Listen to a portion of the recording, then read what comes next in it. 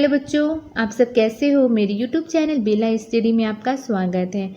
आज की इस वीडियो क्लास में हम पढ़ने वाले हैं अध्याय 1 जीव जगत भाग 2।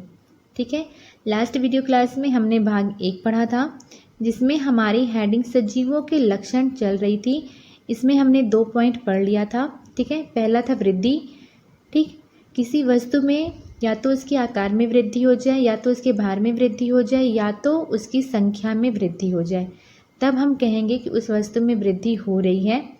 ठीक है, तो यानी वो सजीव है। लेकिन कुछ निर्जीव भी ऐसे होते हैं जिनमें वृद्धि होती है। ठीक, जैसे हमारा बर्फ़ का पहाड़, रेत का टीला। ठीक है, जब ठंड में बर्फ़ गिरती है तो बर्फ़ का आकार भी बढ़ जाता है। ठीक है, और बर्फ़ का भार भी बढ़ जाता है।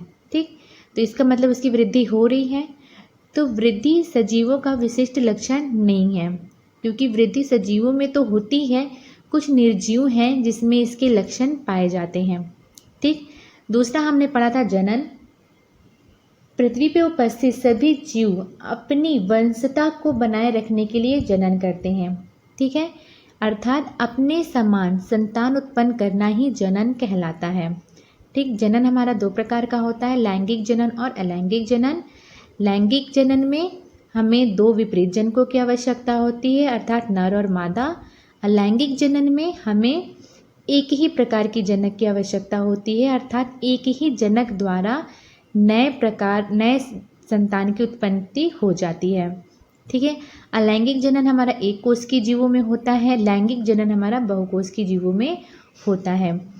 ठीक, इतना हमने भाग 1 में पढ़ा था।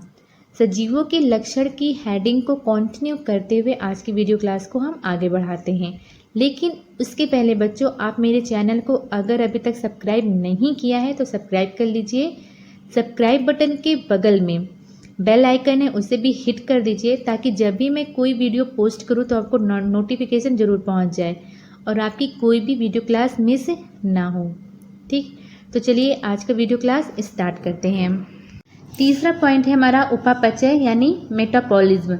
इंग्लिश में इसे हम लोग बोलते हैं मेटाबॉलिज्म। ठीक है, उपापचय क्या होता है हम लोग पहले इसे समझ लेते हैं। शरीर में होने वाली, ठीक है, जीवों के शरीर में होने वाली समस्त रासायनिक अभिक्रिया को हम उपापचय कहते हैं। ठीक है, दूसरे शब्दों में हम कह सकते हैं जीवों के शरीर में ऊर्जा को ग्रहण कर उसका उपयोग करने की क्षमता उपापचय कहलाती है। ठीक, उपापचय में 2 क्रियाएं होती हैं। ठीक है, उपापचय में 2 क्रियाएं होती हैं। एक होती है हमारी अपचयी अभिक्रिया। सभी को पता है कि रासायनिक अभिक्रियाएं हमारी 2 प्रकार की होती हैं, एक अपचयी अभिक्रियाएं और दूसरा उपचयी अभिक्रिया। ठीक है, उपापचय में 2 क्रियाएं होती हैं, एक अपचयी अभिक्रियाएं होती हैं, दूसरा उपचयी अभिक्रिया होती है। अपचयी अभिक्रिया में ऊर्जा मुक्त होती है। ठीक है, अपचयी अभिक्रिया में क्या होता है, ऊर्जा मुक्त होती है, और उपचयी अभिक्रिया में क्या होती है, ऊर्जा खर्च होती है। ठीक है, इसकी क्रिया होने में हमें ऊर्जा खर्च होती है और इसमें ऊर्जा मुक्त होती है। ठीक है, उपचयी अभिक्रिया हमारी एक संश्लेषणात्मक प्रक्रिया है। ठीक है, इसमें सरल अणुओं से जटिल अणुओं का निर्माण होता है। ठीक है, उपचयी अभिक्रिया हमारी एक संश्लेषणात्मक प्रक्रिया है, इसमें सरल अणुओं से जटिल अणुओं का निर्माण होता है। ठीक है, जैसे हमारी प्रकाश संश्लेषण की अभिक्रिया। ठीक है, प्रकाश संश्लेषण की अभिक्रिया देखेंगे हम लोग। उपचयी अभिक्रिया,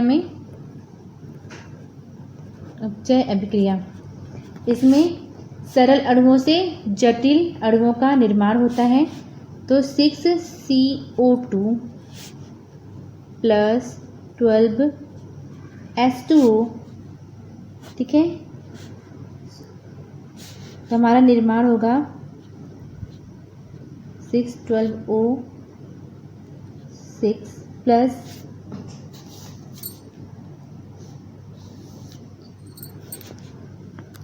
6H2O प्लस 6O2,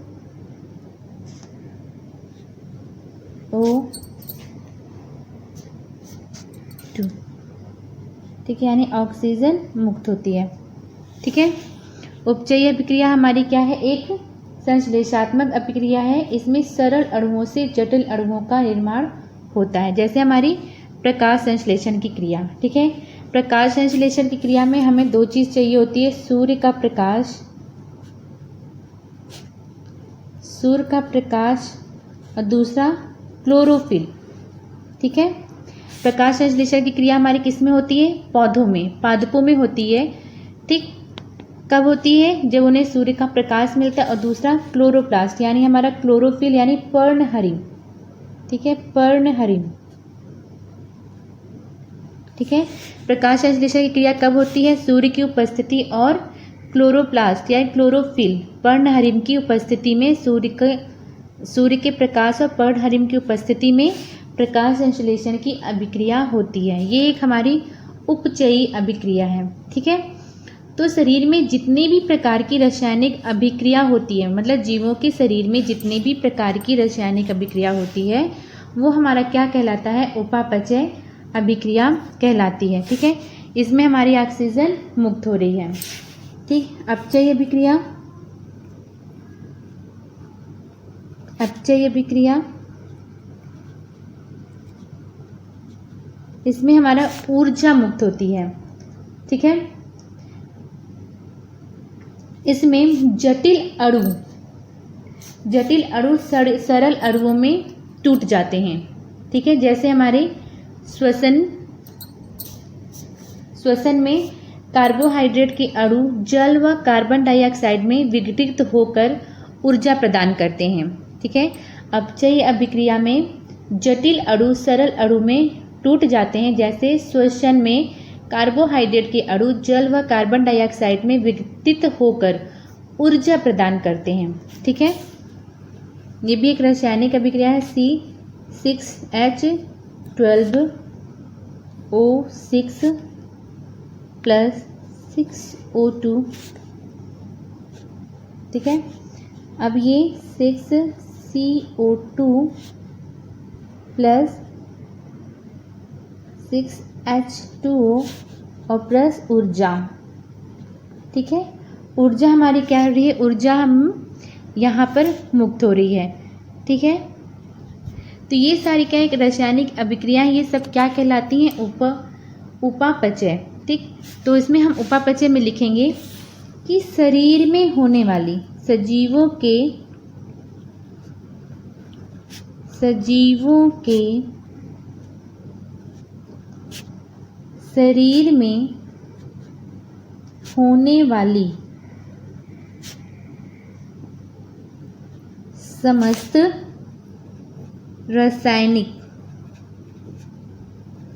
रासायनिक अभिक्रिया उपापचय कहलाती है। उपापचय कहलाती है। ठीक है, उपापचय में दो क्रियाएं होती हैं हमारी, एक हमारी उपचयी अभिक्रिया होती है, दूसरी अपचयी अभिक्रिया होती है। उपचयी अभिक्रिया में ठीक है ऊर्जा खर्च होती है और अपचयी अभिक्रिया में ऊर्जा मुक्त होती है। ठीक है, ये हमारा उपचयी अभिक्रिया और अपचयी अभिक्रिया में फ़र्क है। उपचयी अभिक्रिया में ऊर्जा खर्च होती है और अपचयी अभिक्रिया में ऊर्जा मुक्त होती है। ठीक है, तो इसमें हम लिखेंगे कि सजीवों के शरीर में होने वाली समस्त रासायनिक अभिक्रिया उपापचय कहलाती है। ये सजीवों का विशिष्ट लक्षण है। ये सजीवों का विशिष्ट लक्षण है। ये निर्जीवों में नहीं होता। ये निर्जीवों में नहीं होता। ठीक है, उपापचय आपको अच्छे समझ में आ गया। ठीक है, ये सजीवों का एक विशिष्ट लक्षण है जो निर्जीवों में नहीं होता। विशिष्ट लक्षण का मतलब मैंने आपको बताया था लास्ट वीडियो क्लास में। विशिष्ट लक्षण वे लक्षण होते हैं जो सिर्फ सजीवों में पाए जाते हैं, निर्जीवों में नहीं पाए जाते। ठीक है, अब हमारी चौथी हेडिंग है, यानी 4 पॉइंट है हमारा, संवेदनशीलता। संवेदनशीलता एवं अनुकूलनशीलता।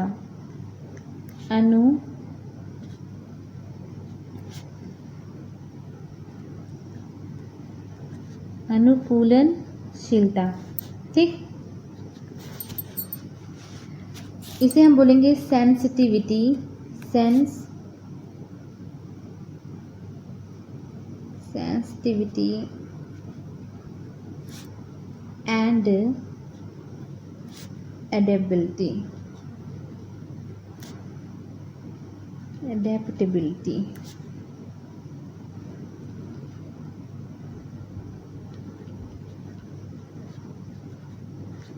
ठीक है, संवेदनशीलता एवं अनुकूलनशीलता, पहले हम लोग इसे समझ लेंगे, उसके बाद इसमें लिखेंगे।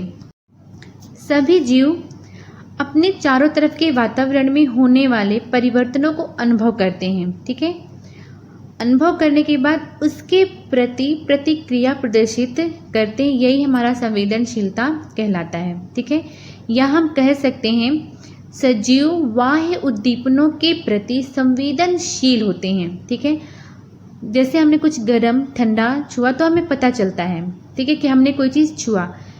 गर्म ठंडा क्या है? बाह्य उद्दीपन है।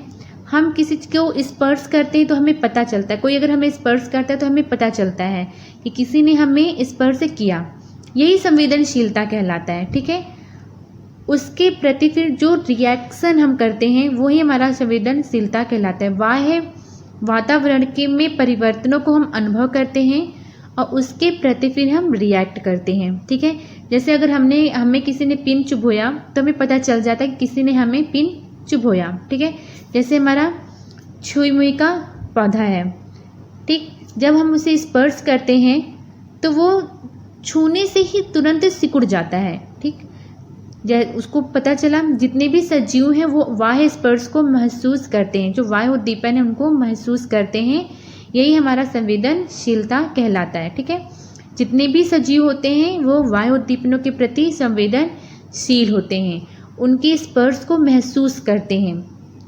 ठीक, निर्जीवों में ये नहीं होता। अगर मैं इस पेन को टच कर रही हूँ तो इसे नहीं पता चल रहा होगा कि मैं इसे स्पर्श कर रही हूँ। अगर मैं इसको काटूं, गरम ठंडा कुछ भी इसे करूं तो इसे नहीं पता चलने, वैसे महसूस ही नहीं होने वाला कि इसके साथ क्या हो रहा है। लेकिन सजीवों के प्रति अगर हमें कोई गरम टच कराता है तो हमें महसूस होता है कि हमने गरम चीज़ छुई। ठीक है, हम ठंडी चीज़, कोई बहुत ठंडी चीज़ होती है, अगर उसे टच करते तो हमें पता चल जाता है कि हमने कोई ठंडी चीज़ छुआ। ठीक है, तो सजीव क्या होते हैं? वो बाह्य उद्दीपन के प्रति संवेदनशील होते हैं, पर निर्जीवों में ऐसा कुछ भी नहीं होता। ठीक, अनुकूलनशीलता, ठीक है, जीव बाह्य वातावरण के अनुसार स्वयं को ढालते हैं। ठीक, या अपनी संरचना तथा क्रियाओं में परिवर्तन करते हैं।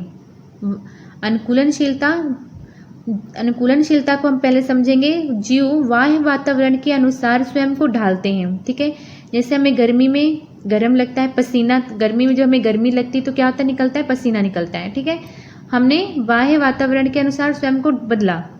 गर्मी में हमें जब गर्मी लगती है तो हम हल्के कपड़े पहनना शुरू कर देते हैं, शरीर से पसीना निकलने लगता है। ठीक है, ठीक, ठंडी में वही हम लोग शरीर को गर्म, जब हमें ठंड लगती है तो हम शरीर को गर्म करने के लिए क्या करते हैं? स्वेटर पहनते हैं। वातावरण बदला, वातावरण के अनुसार हमने भी खुद को परिवर्तित किया। ठीक है, कुछ हमारे जो जीव हैं, कुछ पौधे ऐसे होते हैं जो वातावरण के अनुसार प्रजनन करते हैं। ठीक है, वो हर मौसम में प्रजनन नहीं करते, उनका कहते हैं मौसम के अनुसार ही वो वातावरण चेंज होता है तभी वो प्रजनन करते हैं। ठीक है, सभी नहीं, कुछ जीव।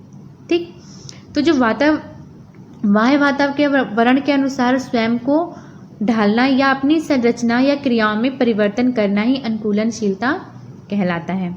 ठीक है, संवेदनशीलता एवं अनुकूलनशीलता आपको अच्छे समझ में आ गया होगा। तो इसमें हम लिखेंगे सभी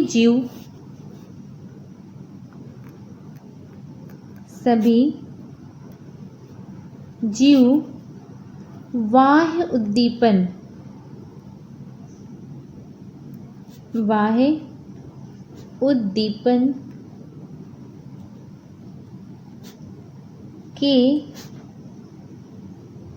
प्रति संवेदनशील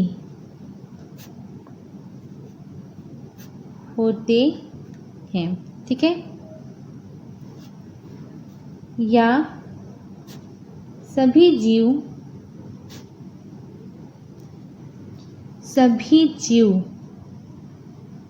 अपने चारों तरफ के वातावरण में होने वाले परिवर्तनों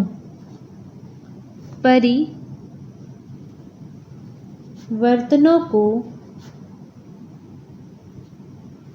अनुभव करते हैं।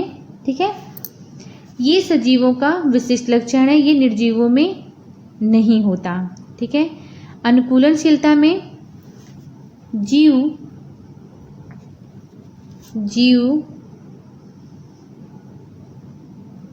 बाह्य वातावरण के अनुसार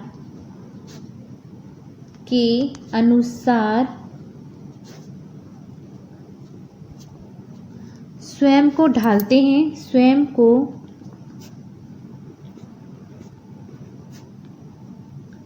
ढालते हैं या अपनी संरचना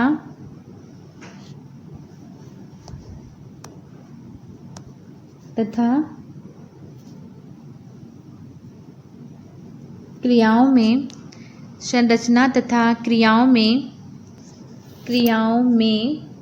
परिवर्तन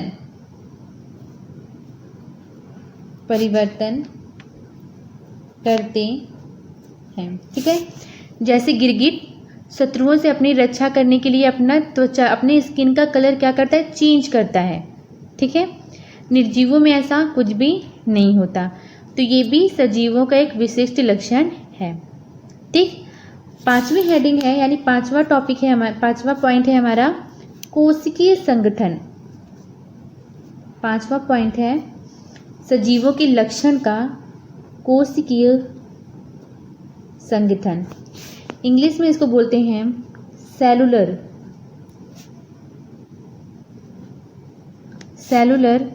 ऑर्गेनाइजेशन।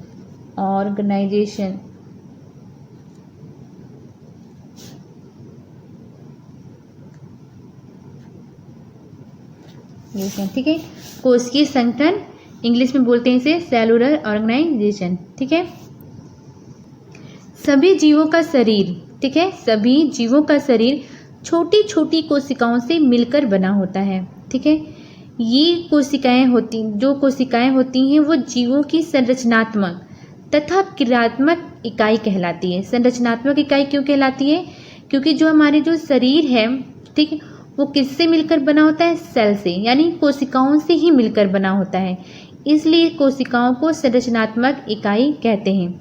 और जो हमारे शरीर में जितनी भी क्रियाएं होती हैं वो कोशिकाओं में ही होती हैं, इसलिए इसे क्रियात्मक इकाई कहते हैं। ठीक है, तो जो जीवों का शरीर है वो छोटी छोटी कोशिकाओं से मिलकर बना होता है। कोशिकाएं जीवों की संरचनात्मक तथा क्रियात्मक इकाई कहलाती हैं। ठीक, कोशिकाएं अनेक जटिल रासायनिक पदार्थों से मिलकर बनी होती हैं। ठीक है, कुछ जीव एक कोशिकीय होते हैं, जैसे हमारे यूग्लिना, पैरामीशियम, अमीबा, ये सारे जीव क्या हैं? एक कोशिकीय हैं। और कुछ जीव हमारे बहुकोशिकीय होते हैं, जैसे पादप, मछलियाँ, मानव। ठीक है, ये सब क्या हैं? बहुकोशिकीय जीव हैं। अनेक प्रकार की कोशिकाएं मिलकर ऊतकों का निर्माण करती हैं और अनेक प्रकार के ऊतक से मिलकर अंग बनते हैं। ठीक है, कोशिकाओं से ऊतक बनते हैं ऊतकों से कई प्रकार के ऊतक मिलकर अंग का निर्माण करते हैं। ठीक है, कोशिका हमारी दो प्रकार की होती है। एक जो जंतु होते हैं हमारे दो प्रकार के होते हैं, एक कोशिकीय होते हैं और बहुकोशिकीय होते हैं। ठीक, ये हमारा कोशिकीय संगठन हो गया। ठीक, सभी जो जीव हैं, जो या जीवों का शरीर है वो छोटी छोटी कोशिकाओं से मिलकर बनता है। ठीक है, कोशिकाओं से छोटी छोटी कोशिकाएं मिलकर ऊतक का निर्माण करती हैं। कई प्रकार की ऊतक मिलकर अंग का निर्माण करते हैं और कार्य करने वाले अंग, ठीक है, कार्य करने वाले विभिन्न अंग मिलकर पूरा एक अंग तंत्र का निर्माण करते हैं। ठीक है, तो इसमें हम लिखेंगे सभी जीवों का शरीर, सभी जीवों का शरीर,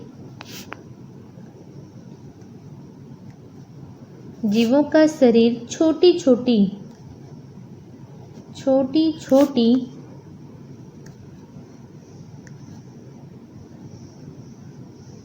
कोशिकाओं से, छोटी छोटी कोशिकाओं से मिलकर बना होता है। छोटी छोटी कोशिकाओं से, कोशिकाएं जीवों की संरचनात्मक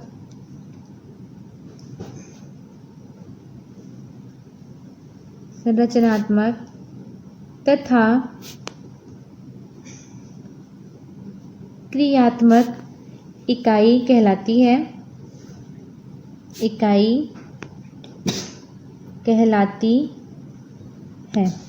ठीक है, कुछ जीव एक कोशिकीय होते हैं। ठीक, कुछ जीव बहुकोशिकीय होते हैं। ठीक है, ये भी सजीवों का विशिष्ट लक्षण है। निर्जीव में कोई भी कोशिकीय संगठन नहीं होता क्योंकि निर्जीव कोशिकाओं से मिलकर नहीं बने होते। ठीक है, निर्जीव कोई स्टील से, लकड़ी से, अलग अलग मेटल की चीज़ों से मिलकर बने होते, पर वो सेल से नहीं बने होते, इसलिए ये भी सजीवों का विशिष्ट लक्षण है। ठीक है, ठीक है, 6 पॉइंट है हमारा श्वसन, रेस्पिरेशन,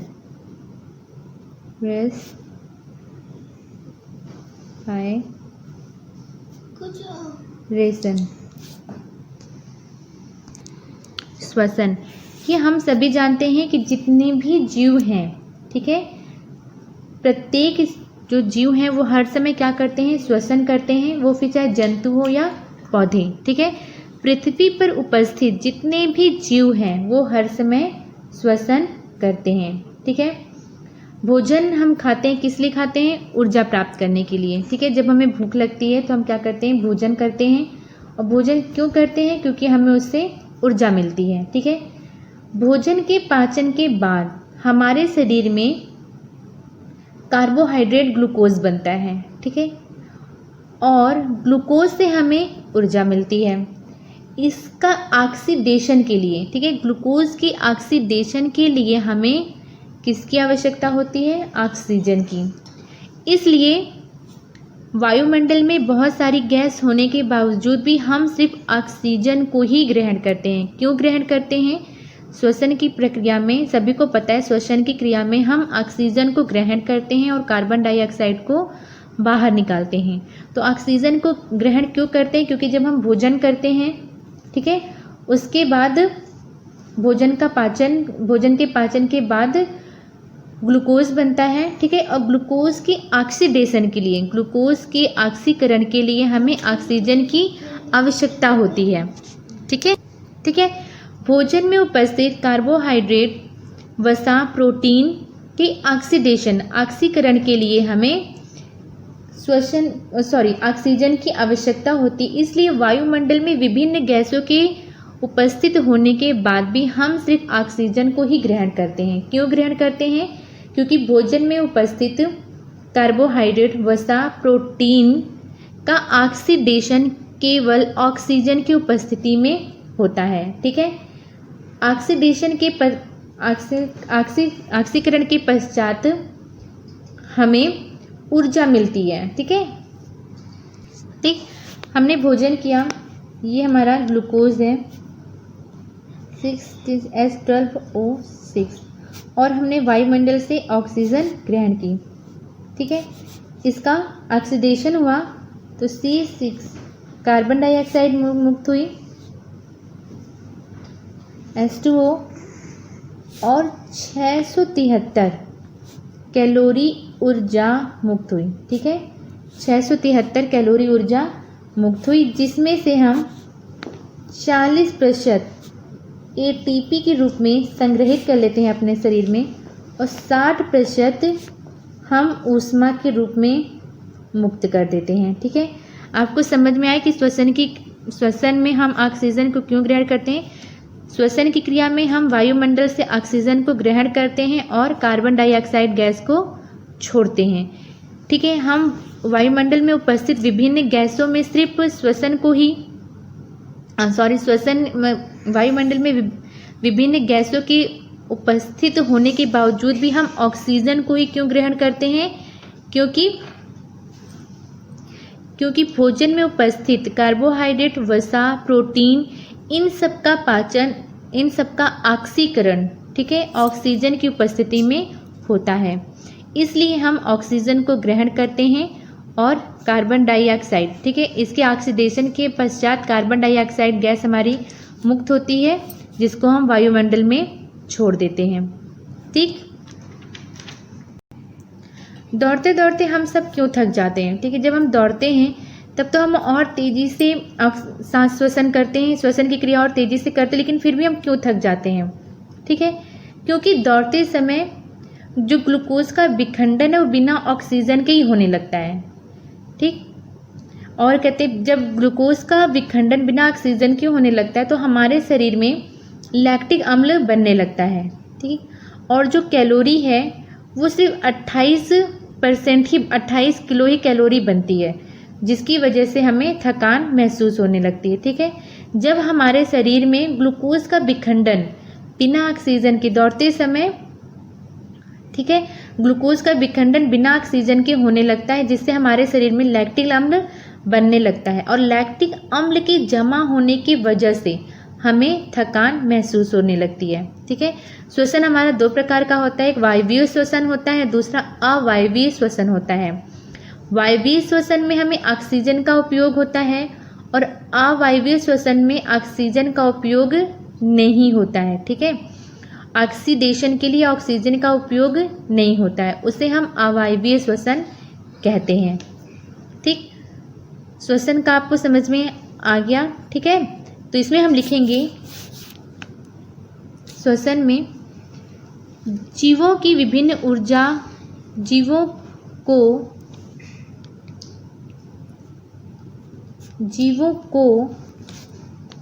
विभिन्न कार्य करने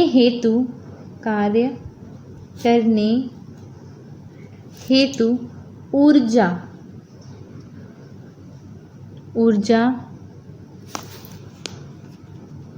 की आवश्यकता होती है, जो कार्बोहाइड्रेट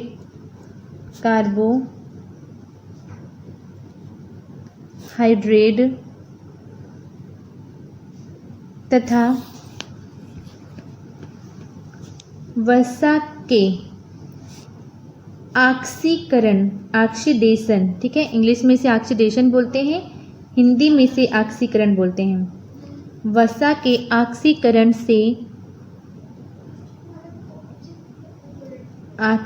से प्राप्त होती है। ठीक है, इस क्रिया में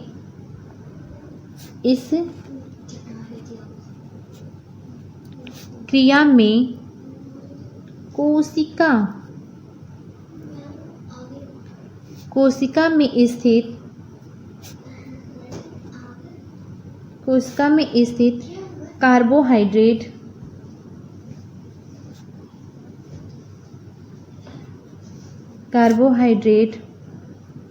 वसा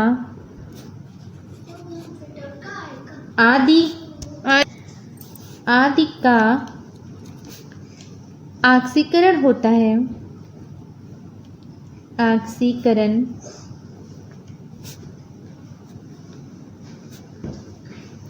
होता है तथा ऊर्जा मुक्त होती है।